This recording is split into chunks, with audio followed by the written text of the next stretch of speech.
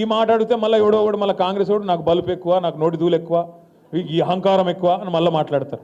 సరే, నాకు ఏదో ఎక్కువ ఉన్నది ఉంటే ఉన్నది కావచ్చు. కానీ నేను అడుగుతున్నా ముఖ్యమంత్రిని, మీరు చదువుకున్న పిల్లలు కాబట్టి చెప్తున్నా, ఆయన కొద్దిగా చదువు నేర్పిరు దయచేసి మీరు పిల్లలు. ఎందుకంటున్నా అంటే నేను చూస్తున్నా ఢిల్లీలో ముఖ్యమంత్రి గారు ఇట్లా పరవశించిపోతున్నాడు మాట్లాడుకుంటా. ఏమైందిరా వీనికే నేను అనుకుంటే. ఏమైందంటే ఆయన కట సోనియా గాంధీ ఉత్తరం రాసిందట. ఏమని? సోనియా గాంధీ గారు నాకు ఉత్తరం రాసిండ్రు, చాలా బాగా చేసినామని రాసిండ్రు, నేను దానికి ఇది నాకు ఆస్కర్ అవార్డు కంటే, నాకు లైఫ్ టైం అచీవ్మెంట్ కంటే, గోల్డ్ మెడల్ కంటే ఇదే నాకు ఎక్కువ అన్నాడు. ఏం రాసిందిరా సోనియా గాంధీ ఈయనకని చెప్పి నేను పరిశాన్ అయినా. ఇంతకు ఏం రాసిందయా అని అందులో ఉంటే ఆ ఉత్తరము, ఈయనకేమో పాపం చదువు రాదు, చెప్పేటోడు ఎవడు లేడు పక్కకు. ఆ డిగ్రీ కూడా నాకు తెలిసి దొంగ డిగ్రీ తప్ప నిజాం డిగ్రీ అయితే కాదు. మీరు చూడు, ఆ లెటర్ చూసిరా లేదా మీరు? ఆ లెటర్లో ఏం రాసింది తెలుసా? సోనియమ్మ, నువ్వు పిలిచినావు నన్ను, కానీ నేను రాలేకపోతున్నా, ఏమనుకోకని రాసింది. అంతే, అంత తప్ప ఏం రాయాలి. దానికి ఈయన పట్టుకొని, ఇగో ఇది నాకు ఆస్కర్ అవార్డు, నీకు కావాల్సింది ఇవ్వాల్సింది ఆస్కర్ అవార్డు కాదురా నాయన, నీకు ఇవ్వాల్సింది భాస్కర్ అవార్డు. అదేదో సినిమాలు చెప్తారు చూడు, భాస్కర్ అవార్డు అని. ఈయన చేసిన మోసాలకు ఇవ్వాల్సింది భాస్కర్ అవార్డే తప్ప ఆస్కర్ అవార్డు అయితే కాదు. ఎవడో ఒకడు దయచేసి ఎవరో ఒకరు మీరు పోయి చదువు చెప్పురు కొద్దిగా ఆయనకు. ఎందుకంటే ఆయనకు వాళ్ళు ఉన్నదేదో తెలియదు, ఎవరో ఏదో రాసిస్తే చదువుడు తప్ప లొడలోడ ఒరుడు తప్ప ఏం తెలియదు. టైంపాస్ కార్యక్రమాలు తప్ప ఈ సంవత్సరంన్నరలో కాంగ్రెస్ ప్రభుత్వం ఏమన్నా చేసిందా? దయచేసి ఆలోచించండి. రైతులకు న్యాయం చేసిండా? రైతు బంధు అన్నాడు, 10,000 కేసీఆర్ ఇస్తుండే, నేను 15,000 ఇస్తా అన్నాడు, ఇచ్చిండా? రుణమాఫీ ఇట్లా చేసేస్తా ఎడమ చేత్తో సంతకం పెడతా అన్నాడు, అయ్యిందా? 500 బోనస్ ఇస్తా అన్నాడు, వచ్చిందా? వచ్చింది. మీరు అన్న అవద్దాలు చెప్తారు సూర్యపేట పక్కన రాలే. ఇంకొక మాట అడుగుతున్నాను నేను, దయచేసి మీరు చెప్పాలని చెప్పి నేను కోరుతా ఉన్నా. 500 బోనస్ అన్నాడు, ప్రతి పంటకు మద్దతు ధరిస్తా అన్నాడు, ఇంకా పెద్ద మాటలు.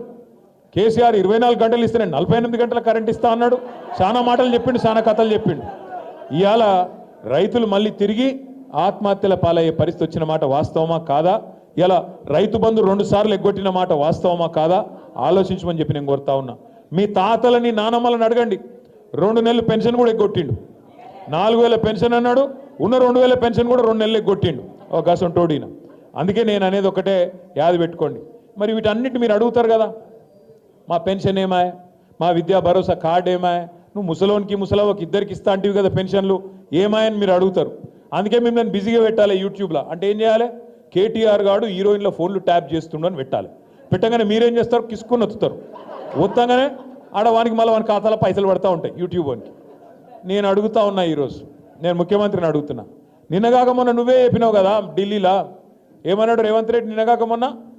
ట్యాపింగ్ ఏముంది, చట్ట వ్యతిరేకం ఏం కాదు, అది మా గవర్నమెంట్ కూడా చేస్తూనే ఉందని చెప్పిండు. మరి ఈ 18 నెలలు పీకనికి చెప్పినావా ఇది ఇల్లీగలు బిల్లీగలు, వీళ్ళు ఏమో అయింది అల్లం బెల్లం, దేనికోసం చెప్పినావు? మరి ఇన్ని రోజులు పబ్లిక్ అందరినీ పిచ్చోళ్ళని చేస్తుంది చెప్పినావా? ట్యాపింగు టూపింగు అని చెప్పి ఎందుకు చేసినట్టు ఒకటే కారణం ఆయన గెరికే. ఎందుకంటే ప్రజల దృష్టి మలచాలే, ప్రజలను మొత్తానికి 6 గ్యారెంటీలు అడగకుండా చేయాలి, మీరు స్కాలర్షిప్లు అడగకుండా చేయాలి, ఫీజు రీయింబర్స్మెంట్ అడగద్దు, విద్యా భరోసా కార్డు ఏది అని అడగద్దు, స్కూటీలు ఏవి అని అడగద్దు. అంటే ఏం చేయాలి?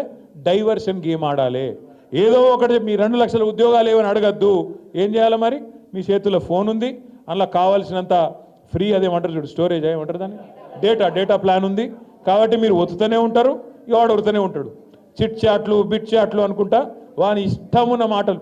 ఓ రోజు ట్యాపింగ్ అంటాడు, ఇంకో రోజు డ్రగ్స్ అంటాడు, ఇంకో రోజు ఫార్ములా ఈ కుంభకోణం అంటాడు. నేను చెప్పిన ఫార్ములాలో కుంభకోణం లేదు, లంబకోణం లేదు, ఏం లేదురా బాయ్. నేను సీదా వచ్చి నువ్వు యాడికి వస్తావు, నువ్వు కూడా రా, నేను కూడా వస్తా, ఇద్దరం కలిసి ఆ లైట్ డిటెక్టర్ టెస్ట్ తీసుకుందాం, ఎవడు దొంగనో ఎవడేందో తెలిసిపోతుంది రారాబాయ్ అంటే దానికి మాత్రం రాడు. కానీ మళ్ళా కాళేశ్వరం కుంభకోణం, విద్యుత్ కుంభకోణం, ఈ కుంభకోణం ఆ లంబకోణం అని చెప్పి 18 నెలలు టైంపాస్ మాత్రం మంచిగా చేసుకుంటూ పోతున్నాడు. దయచేసి నేను మిమ్మల్ని కోరేది ఒకటే, మనము ఈ యూట్యూబ్ పిచ్చిలా తమ్మునేల్స్ పిచ్చిలా పడితే మనం ఆ దానికి అడిక్ట్ అయిపోతే ఆఖరికి మళ్ళీ నష్టం జరిగేది మనకే.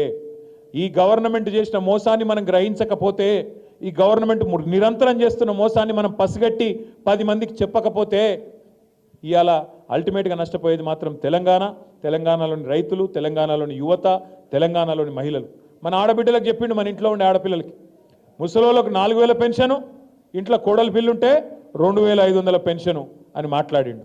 వచ్చినాయి మళ్ళీ వాళ్ళకన్నా 200 500. కేసీఆర్ ₹1,00,000 ఇస్తుంటే తులం బంగారం ఇస్తాం మీదికి వెళ్ళన్నాడు, ఇచ్చిండా? అందుకే నేను అంటున్నా, మనది కాకపోతే ఎక్కడ దాకా దేకొచ్చు అని చెప్పారు వెనకటికి పెద్దలు. గట్లనే నోటికి ఎంత వస్తే అంత ఒరుకుంటూ పోయిండు. ఇవాళ ఏమైపోయిందంటే తెలంగాణలో మన సిరిసిల్లలో పెద్ద మనిషి కలిసిండు నాకు, రైతు. బాగా ముఖం అంతా సీరియస్గా ఉండే. ఏం తాత మంచిగా లేవు, ఏం సంగతి సీరియస్గా ఉన్నావు అని నేను అడిగిన. ఏం చేస్తాం కొడుక, పాలిచ్చే బర్రెన ఆయనతో పక్కకు పెట్టినాం, తన్నే దున్నపోతుంది తెచ్చుకున్నాం, ఏం చేయమంటావు? గిట్లా అయిపోయింది మా పరిస్థితి. నీళ్లు లేవు, వాగులకు పోతే నీళ్లు లేవు, కరెంట్ వస్తలేదు, టైంకి ఎరువులు దొరకాయి, మళ్ళా చెప్పులు ఇత్తనాలు. వీడు నిజంగానే ముందే చెప్పిండు, వీడు ఆనాటి రోజులు తెస్తా అన్నాడు, నిజంగానే తెచ్చి వచ్చిండు ఆనాటి రోజులు. మళ్ళా లైన్లో మొత్తం ఏడబోతాడ చెప్పులు, ఏడబోతాడ ఇబ్బందులు, ఏడబోతాడ మళ్ళా గదే పాతలొల్లి, గదే కాంగ్రెస్, గదే దరిద్రం వచ్చింది. జల్దీ ఎంత జల్దీ వదిలించుకుంటే అంత మంచిది మనకు అని మాట్లాడుతూ ఉన్నాడు. నేను మిమ్మల్ని దయచేసి కోరేది ఒకటే, చూస్తున్నారు మీరు, నిన్నగాక మొన్న ఇక మా గెల్లు శ్రీనివాస్ యాదవ్ ఇక్కడ ఉన్నాడు, తమ్ముడు దగ్గర పోతే తమ్ముడు ఏం చేసిండు, వాడెవడో గిట్లనే తమ్మునేళ్ళు తుమ్మునేళ్ళు అని ఇష్టం ఉన్నట్టు పెడితే మనోడికి ఆయనతో కడుపు మసిలి ఆయన ఇక్కడ ఉన్న వాళ్ళు 10 మంది 20 మంది పిల్లగాళ్ళు ఆయనతో కలిసి ధన్మని పోయినరు. ఏదో కొద్దిగా చిన్న నిరసన కార్యక్రమం చేసి వచ్చిర్రు. చిన్న నిరసన కార్యక్రమం చేసి వస్తే ఆయనతో అటెంప్ట్ మర్డర్ కేసు పెట్టి ఆయనను అరెస్ట్ చేసి లోపలేద్దామని చూసిర్రు. కోర్టోళ్ళు ఏమున్నదా ఆయనలో ఏం లేదు చిన్న నిరసన అని చెప్పి ఆయనతో రిమాండ్ రిజెక్ట్ చేసిండ్రు, తమ్మునికి రిలీఫ్ ఇచ్చిండ్రు. కాకపోతే ఒక 4 తమ్ముళ్ళు మాత్రం 17-18 రోజులు జైల్లో ఉన్నారు. వాళ్ళని కలవడానికి నేను శ్రీనివాస్ యాదవ్ ఇంటికి పోతే గమ్మత్తైన విషయం, శ్రీనివాస్ భార్య ఉన్నది, అమ్మాయి పేరు శ్వేత. శ్వేత మీద కూడా అటెంప్ట్ మర్డర్ కేసు పెట్టిర్రు. ఎవరు? శ్రీనివాస్ భార్య మీద. ఆమె బయటికి వచ్చిందా, నిరసనలో పాల్గొన్నదా ఆమెకు తెలియని కూడా తెలియదు. ఎందుకు పెట్టిరట ఎరికేనా? శ్రీనివాస్ను అరెస్ట్ చేసినాక వాళ్ళ ఇంటికి పోయిరట పోలీసు వాళ్ళు. ఫోన్ ఇయ్యన్నారట. ఎందుకు ఇవ్వాలి, నేను ఇయ్య అన్నది. అంటే అటెంప్ట్ మర్డర్ కేసు. గిది ఇందిరమ్మ రాజ్యం, గిది ప్రజాపాలన.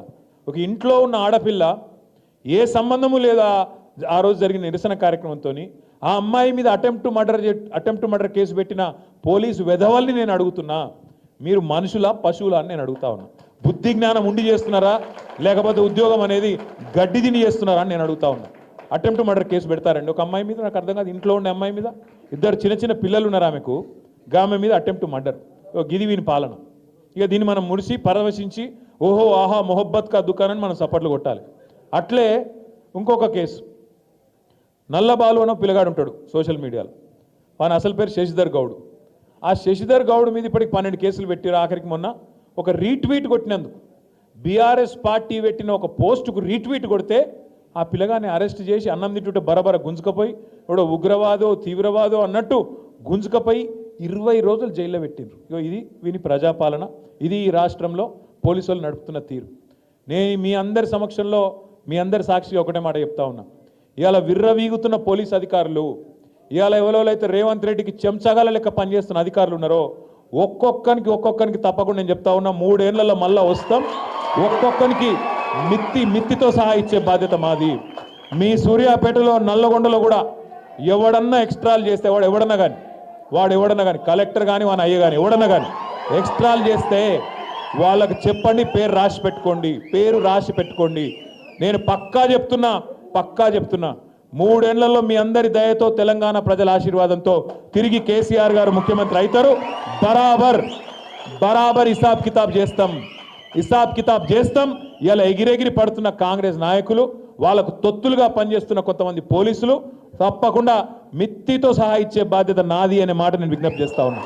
ఎవన్ అయ్యకు భయపడేది లేదు. రేవంత్ రెడ్డి కాదు వాని తాత జేజమ్మ దిగొచ్చిన మళ్ళా కేసీఆర్ గారు ముఖ్యమంత్రి కావడాన్ని ఎవడూ అడ్డుకోలేడు. ఇది వాస్తవం. ఉండొచ్చు రేవంత్ రెడ్డికి పైన ఢిల్లీలో బీజేపీ పెద్దల ఆశీస్సులు ఉండొచ్చు. ఇలా కలిసిపోయిన ఇద్దరు మంచిగా కలిసి సంసారం చేస్తున్నారు ఈ రాష్ట్రం.